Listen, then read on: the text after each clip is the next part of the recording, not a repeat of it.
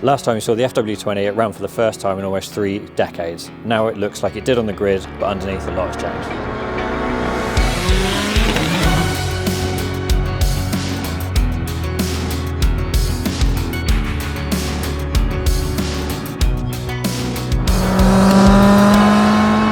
Welcome back to the FW20. Last video we went through the history, how the car kind of got to this point, and since then it's moved on a little bit further as well. We are all back in a period correct livery. This is actually from Hockenheim, where this car finished on the podium with Villeneuve. We did a lot of research to make sure it is as it was. A couple of small tweaks, but she is looking pretty perfect. Today's video is all about telling you how we got it from when it turned up to us to where it is now. So we've had to develop a hell of a lot of bits here in-house.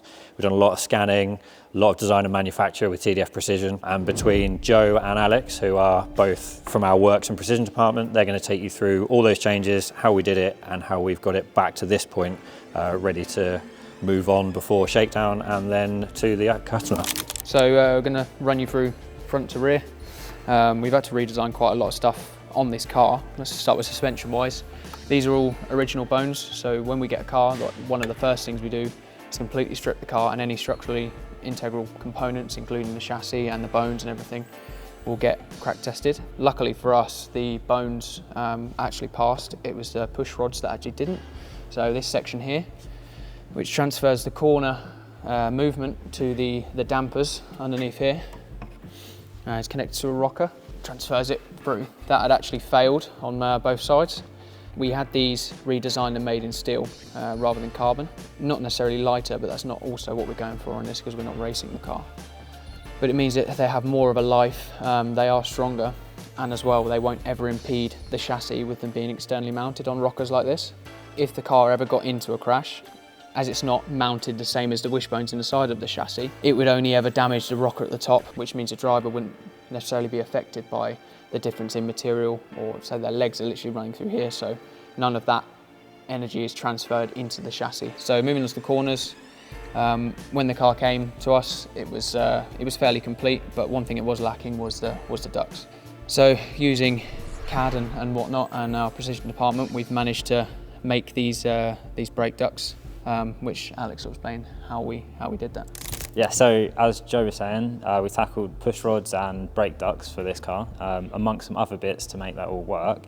First stage in that process is very much to 3D scan it. We obviously didn't have the push rods, so imagine this assembly but without the push rods there, and we simulated droop and compression just so I knew where the limits of these wishbones and that outboard assembly would be. So once we've got all the data, we then dive into the computer, so come with me and I'll show you what that looks like. So here is the assembly of the scanned data.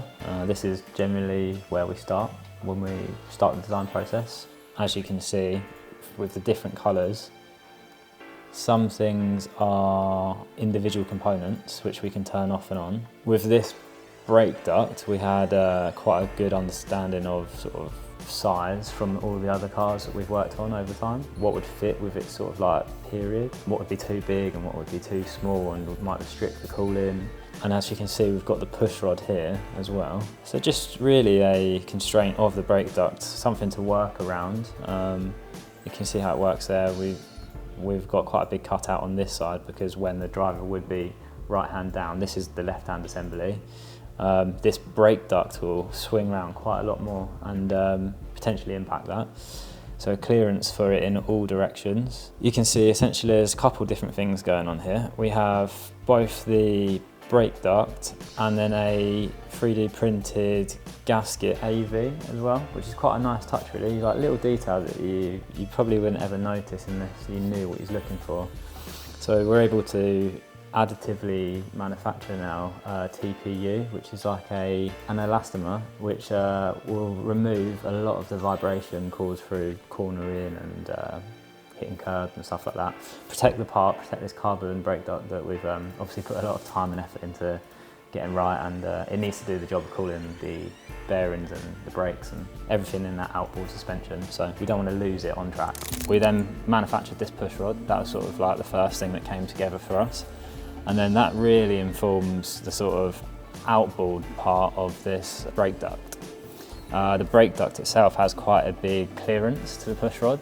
No matter if the driver's on full lock right, full lock left, under compression or obviously in droop, none of the components should be smacking into each other if we do our job rightly. So in shakedown, we'll see if that is the case, and hopefully it's all good. Pulled the moulds out so you can have a look at.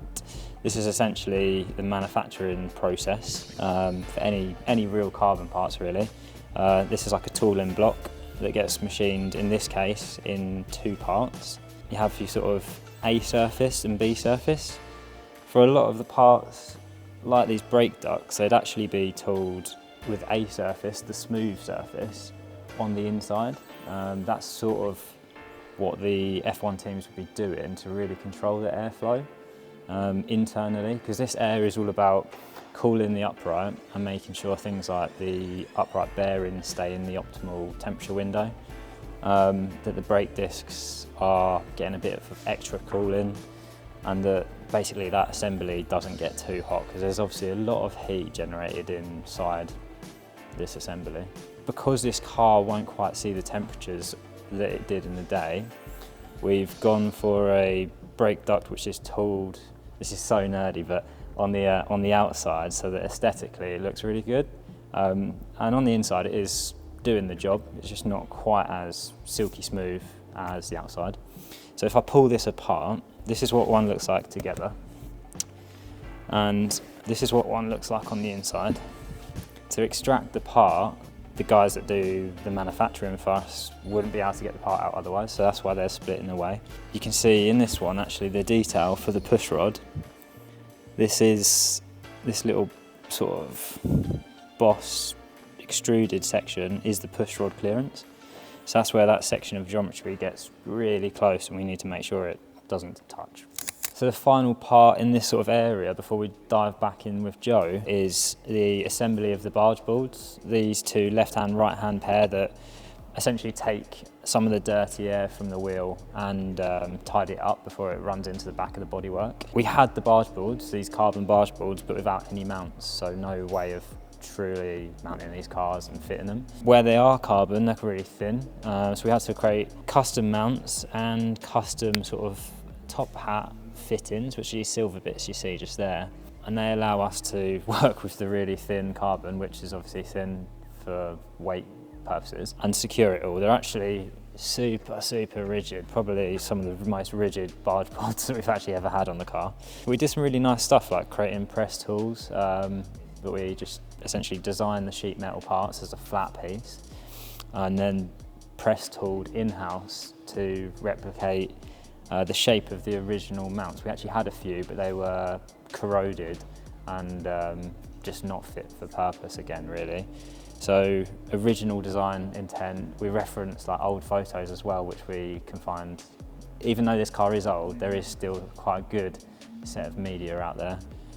So yeah, we pulled all that together, and this is sort of the product. So as you know, we're working front to back on this one. We're going to get Joe back in and talk you through a few more bits that we've been working on. So yeah, now we've removed all the bodywork, and you can see sort of everything underneath, all the engine and gearbox. So the whole loom, front to rear, engine-wise, we've worked with Judd for. That comes with an engine loom, which we've obviously mated to ours, our chassis loom, front harness and gearbox loom and whatnot. But yeah, we work with other people to get that sort of all made up and suited to this application. The wheel is also a lot more of a modern wheel rather than the original wheel, which didn't have a dash or anything. With this wheel, we've got everything, all of the capabilities of button positions and dials and switches and stuff, all driver inputs and stuff, all can be changed, to suit the driver and whatnot. The exhaust, obviously, with the new powertrain and different layout and stuff, obviously the original exhausts aren't going to work, which we didn't have anyway. So again, we have to make new. With the engine being a Judd, we've got access to the CAD, which allows us to piece together a manifold a lot easier because we've got positions of where the exhausts actually exit. So you've got all the spacings and whatnot, paired with the scanning of the bodywork and the floor and everything in place. With this manifold being a V10, there's not a lot of room for pipes and whatnot, so everything is squished together and everything is so tight. So what we've had to do in this application is make these heat shields, which actually, going off of our CAD and all of our scanning and whatnot, we've been able to make these heat shields that pick up on the studs for the exhaust. So it means mounting it is a lot easier, a lot better and works out really well for packaging. Literally looking around the car now with Joe, you realise just how much we've done. I think we'd be here all day, from the T-cam to, you know, even little oil return fittings for the Wiggins to clip onto. If we was to go for everything, we'd literally be here all day. Yeah, these are just some of our favourite parts. The car, I hope you think as well, looks quite original, and, you know, even though we've made so much and produced so many new components for it, it still has that originality that we was aiming for all along. Something that is new is a starter motor. Obviously these cars have off-car starters, and this little number right here is how we fire it up.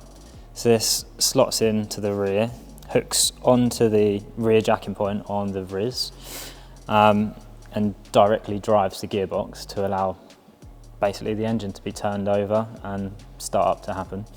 It packs quite a punch, so if anyone's using this, you need to have your wits about you, but that's why we build in sort of safety features like little tabs on the side of here to really lock the guys into the back of the car when they're firing it up.